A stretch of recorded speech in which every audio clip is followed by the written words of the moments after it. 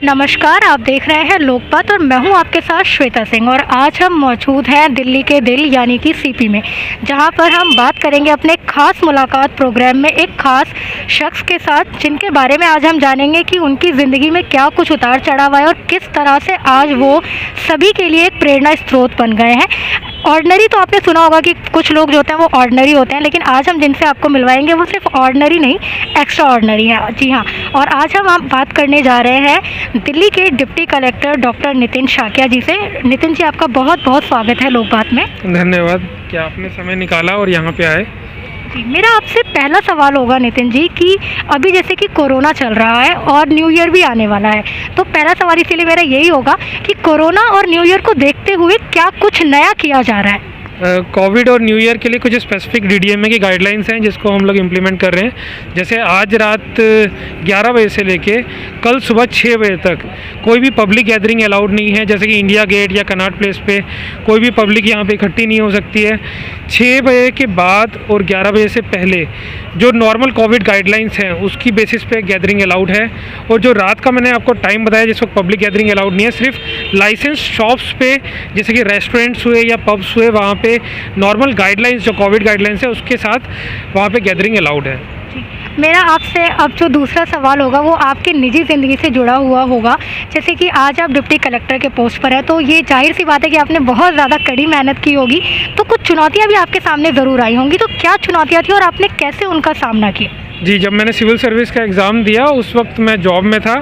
Bye profession I am a doctor, I have done MBBS and then post graduation in anaesthesia. तो मैं generally अपनी job करता था ICU में, और उसके बाद ड्यूटी के बाद मेरे को हार्डली 2 या 3 घंटे का टाइम मिलता था पढ़ने का, और जो स्लीपिंग टाइम था वो काफ़ी ज़्यादा रिड्यूस हो गया था। सो मैं मुश्किल से 3 से 4 घंटे सोता था और 2 से 4 घंटे पढ़ाई करता था। बाकी टाइम जो था वो मेरा अपना जो प्रोफेशन था उसको मैंने अपने दिया।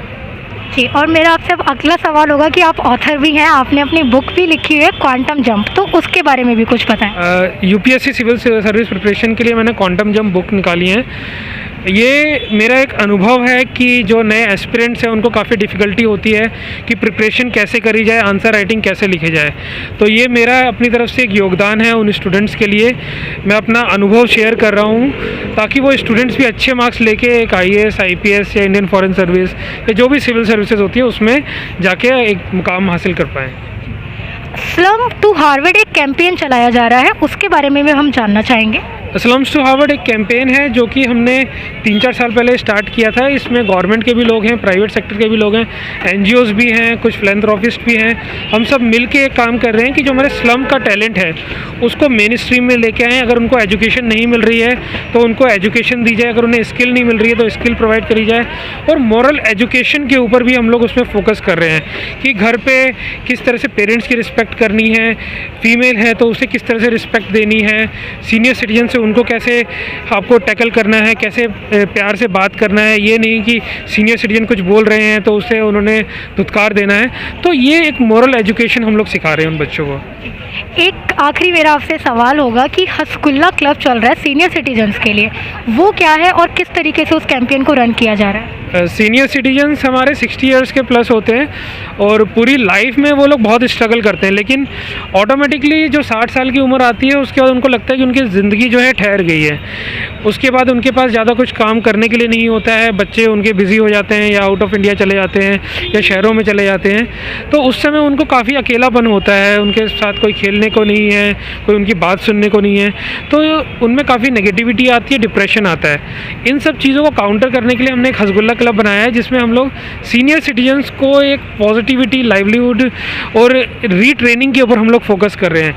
अगर किसी सीनियर सिटीजन को व्हाट्सएप यूज़ करना नहीं आता तो हम लोग उनको सिखाएंगे व्हाट्सएप कैसे यूज़ किया जाए, इंटरनेट बैंकिंग कैसे यूज़ करी जाए।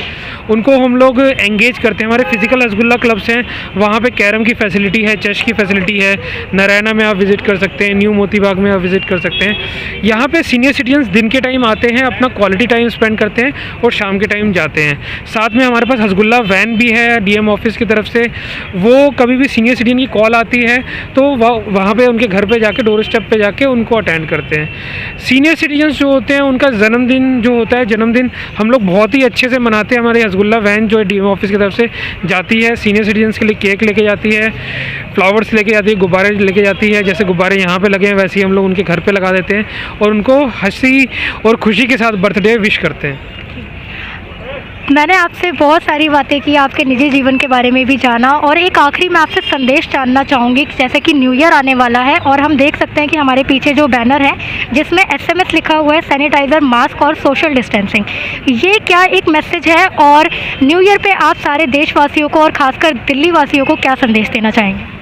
न्यू ईयर पे हर एक शख्स, हर एक भारतीय और हर एक वर्ल्ड में जो भी शख्स है एक रिजोल्यूशन लेता है, एक संकल्प लेता है।